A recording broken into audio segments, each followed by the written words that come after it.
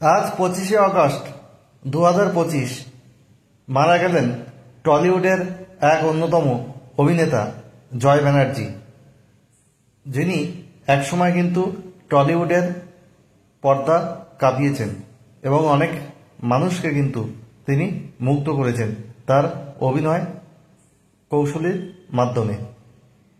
তার অভিনীত প্রথম ছবি দেবশ্রী রায়ের সাথে অপরূপা ছবি, যেটি মুক্তি পেয়েছিল 1982 সালে।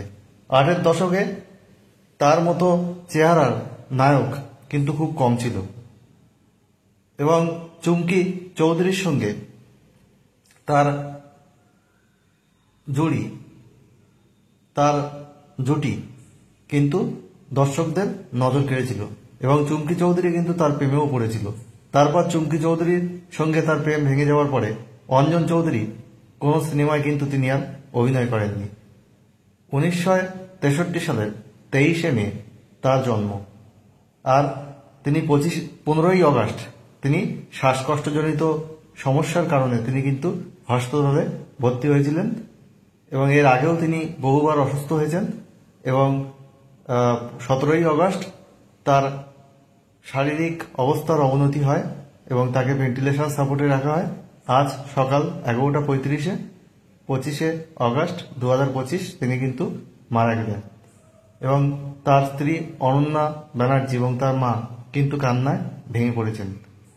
এই জয় ব্যানার্জির অপরূপা, হীরক জয়ন্তী, মিলন তিথি, অভাগিনী এরকম একের পর এক হিট ছবি কিন্তু তিনি দিয়েছেন।